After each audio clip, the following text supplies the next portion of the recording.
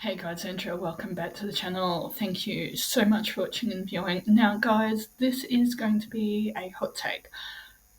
But guys, your disability isn't an excuse. So I'm going to say it louder in the back and I'll jump into why. Now, guys, I'm seeing a lot of parents with children with special needs on TikTok getting very surprised when the schools are getting police or law enforcement involved because teachers are getting hurt. They're realizing, particularly in the US, that teachers, caregivers, support workers are getting hurt, and the only way to keep them is for these students to have consequences. And this is the thing, it's been a long time coming. I'm not a parent, but this is my take on it. And I struggle with this every day, even though I'm in a cell house. And the question that I ask myself every day is, am I using my disabilities as an excuse? Am I being entitled, or is this a reason that I genuinely can't do something?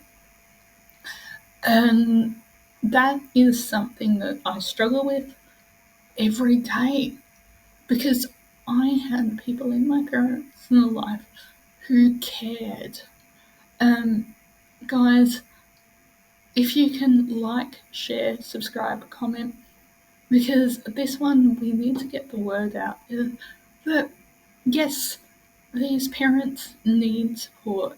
So in Australia, places like Lady Gowrie, your local hospital, positive parenting support programs, your local church, rainbows can all support you in parenting. I know NDIS is very hard to get on for psychosocial disabilities and early intervention, but this is the thing. So many children with disabilities have been given a free pass because of their disability. And then parents are wondering what happened when they're interacting with the law. These children need consequences. They need consequences explained to them. It might be, instead of once or twice, it might be 15 or 16 times. Because once they get out in adulthood, yes, they are a vulnerable adult in the eyes of the law, but they're still an adult. And so that's a really interesting take to see that people are engaging more with mental health services. We are seeing Queensland Police have like a statement of disabilities that you can have as well. So if that person is vulnerable, they can be placed in diversion programs as well. But at the end of the day, a disability is not a free pass for being an asshole. It's not a free pass for abusing teachers, support workers, caregivers, family members. Yeah, you might get frustrated, but is there ways that you can manage that frustration and channel that frustration as well? That's a really interesting thing to go down through as well, is that yes, pathological demand avoidance is very real. Yes, explosive anger in ADHD is very real.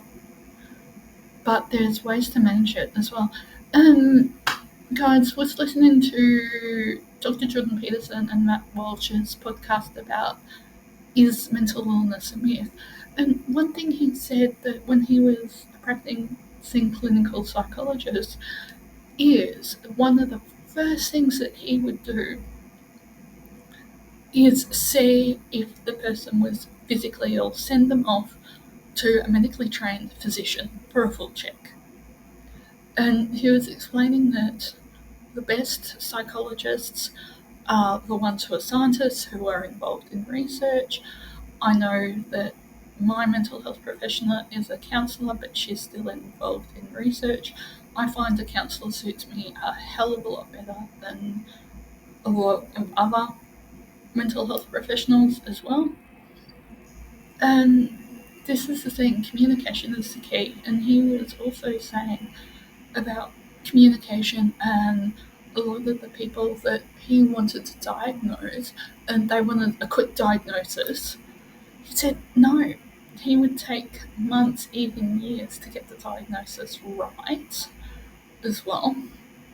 I think that shows a really good, well trained psychologist that he's taking the time to get to know the person. Is it their life circumstances? And this, hearing the context of him going, well, is it my life circumstances? So, do I need to take accountability for my life? What do I need to aim at? What skills do I need to learn? Do I need to get off devices? So that is some really interesting questions to ask as well.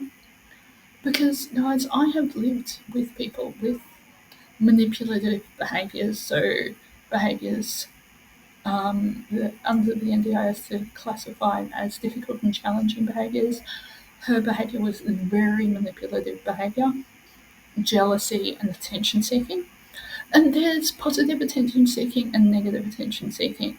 So positive attention seeking is putting your mind towards something, whether it be something as random as doing a fun run, learning an instrument, starting a YouTube channel or a podcast. That can be positive attention seeking. But negative attention seeking is seeking attention through jealousy, through throwing tantrums. And guys, I know that there's a difference between a tantrum and a meltdown, and I know that sometimes you can't distinguish one from the other as well. But it is your responsibility, if you have a support worker, caregiver, family that you're going out with, to communicate what your limits are. There's pins that you can get with the social battery now, sunflower lanyards, sunflower wristbands as well, that you can communicate that one as well. But that's the thing. I am speaking out because I think accountability in this modern age has been forgotten. I could not sleep last night, so I was watching some segments on YouTube. Yes, it is Sky News, so I know there's a bit of bias there, but I know every media channel, even myself, have media biases as well, because we are telling a narrative. But what is that narrative? And I was watching Lefties Losing It on Sky News. They do a collection of things from America and the left. And the left does not seem to be as progressive as it thinks it is when they're standing up in American school board councils and threatening violence. When they're telling us, you must respect our pronouns or else. When their disability accommodations seem non-existent and seem to be to warehouse us back in asylums, essentially, mental health institutions. While I do agree that we do need to bring back clinical mental health facilities that are inpatients and long-term, we need a lot more oversight. The reason they were closed, and there was a community model approach taken, was the great leaps forward in therapeutic drugs, so SSRIs, barbiturates as well. And we also realised that they were places of great abuse and neglect as well. So bringing them into what we now know, and good solid research as well. So they were also saying, Dr. Jordan Peterson and Matt Walsh, who was particularly saying, in research, finding scientists that aren't corrupted by the necessity to publish or perish, and who are finding potential, who are researching because they're interested in that and independent, is very rare. He's saying when you're reading a study, follow the money. follow the money who sponsored that research, especially around things like children's sexuality and gender as well, because there was a 15-year study that discovered that a lot of it is a phase, a lot of it is attention seeking. I know I'm going to get backlash for that one as well, but this is where you need to bring back accountability and hand parents back some of their rights as well.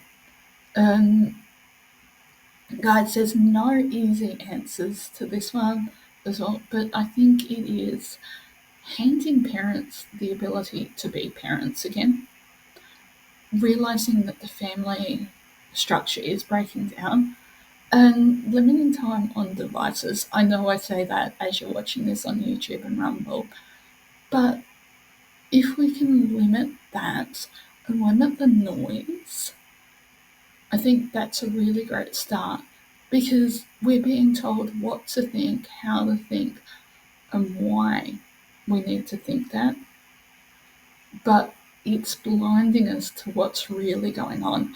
I'm not going to use the sheeple thing or anything like that, but having a nuanced opinion and having discussions with people with different viewpoints from our own is almost impossible. I believe the term is it's like talking to a non-playable video game character. But we're seeing people like Carefree Wandering, Dr. Jordan Peterson, Matt Walsh, the teacher who was doing the questioning of the J.K. Rowling tweets in his English class. I'll try and find who it is and put it in a other video, who are myth busting through the noise as well. And the other thing is getting into nature. So getting off Reddit, getting off Facebook, getting off YouTube, or limiting it, because we do live in a modern world as well. And we don't know what harm the smartphone is doing to us as well. And there's a reason that Mark Zuckerberg, Steve Jobs wouldn't let their families have smartphones as well. So a really good book to read on that one is Our Winter of Disconnect. It was a ABC presenter back in 2008. I know a bit dated, but I'd love to see if someone's repeated the experiment. Took all screens, including laptops and TVs, out of her family's home, and she watched the results. Health-wise, they were astounding. But guys, if you've made it this far, if you can like, share, subscribe, comment. I know these are a bit of hot takes as well, but we need to start these discussions around disability and accountability.